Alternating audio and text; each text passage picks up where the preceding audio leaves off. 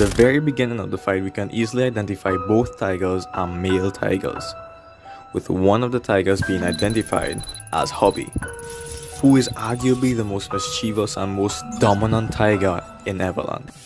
The lion identified as ID is a male African lion because he has a mane which is the usual defining trait of male lions.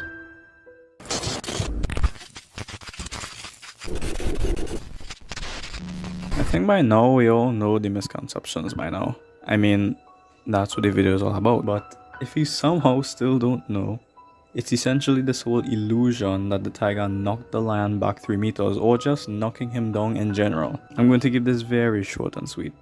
The tiger wasn't the one who knocked him down. I'll show you frame by frame evidence and explain more in the battle analysis segment. At the beginning of the fight, Hobby and the opposing tiger square off with one another. Then in a split second, Hobby rose above the opponent for a brief moment, trading 2 blows to its opponent. The opposition replies back with a few blows of his own, and it was during this time both trade blows near the face and neck area. The opposing tiger couldn't stand up for much longer, causing him to fall briefly, and Hobby exploits this and gets a good strike on the side of the head and proceeds to maul his opponent. The opposing tiger rolls over on his back to try and defend himself, which proved to be effective as Hobby was having a very hard time securing a firm grip. They squabbled for a few seconds and odds were actually seeming to go in favor of the opposing tiger, as we see Hobby falling to the same level and even lower than the opposing tiger. Then suddenly, the lion identified as ID attacked the opposing tiger, who was already in an awkward position while squabbling with Hobby.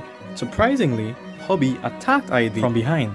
Almost instantly, ID responds to this and initially tried to turn and bite Hobby, but at the angle he was in, while Hobby attacked him from behind, proved to be difficult to land a decisive bite. So to compensate, ID hopped to the side to gain a better position, not retreating. It's also very important to note that ID wasn't actually facing Hobby directly. His underbelly was facing straight at the camera, showing that he was already in an awkward angle. Now here's where things get easily misinterpreted. After the lion hopped to get in a better position to try and retaliate, when you look closely, you can see that ID's legs are actually folded under him. Already, he doesn't even have a proper stance, and not having a proper stance, you can easily fall over or lose balance. As I digress, ID went in an awkward position and combined with his awkward position, not even facing the opponent properly, along with his legs folded underneath him, caused him to fall over. In short, the lion simply lost balance. Now to prove all this, we'll be taking a look at what actually took place frame by frame. As you can see here, this is right after the lion hopped to get in a better position.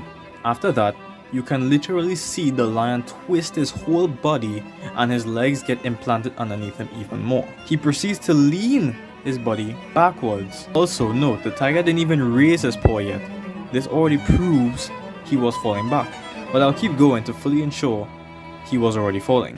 So as you can see from multiple other frames, the lion was still going backwards. Also note, the tiger at this time still had not raised his paw. And finally, in this frame, we can finally see the tiger's paws. But note, the tiger's paws isn't anywhere near fully extended, not to mention even made contact with the lion.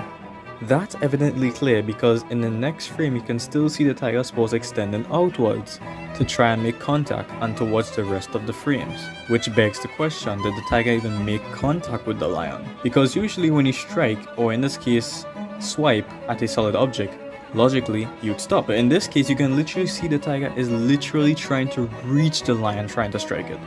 Now personally, I don't think the tiger even made contact, but for argument's sake, let's say it did hit the lion.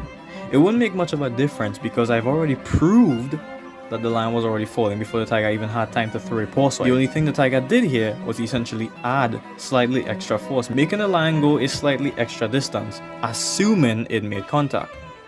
But even so, the tiger was not the one who actually overpowered the lion, as tiger fanatics boldly claim or grossly exaggerate.